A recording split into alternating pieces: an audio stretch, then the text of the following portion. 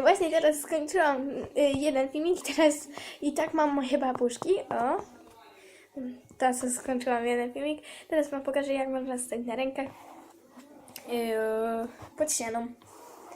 Mi jest bardzo wygodnie bez materaca. Z materacem nie. Ale teraz mi się teraz się uczę przejścia do tyłu. Do przodu mi lepiej wychodzi. Nie wiem, czy moja papuszka będzie chciała, ale spróbujemy z papuszką. Dobra. Będziecie widzieć? Zobaczcie.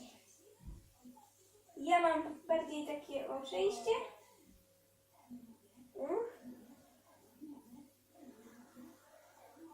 I się trochę boję, bo tak stoję z tą papuszką, czy nie walnę.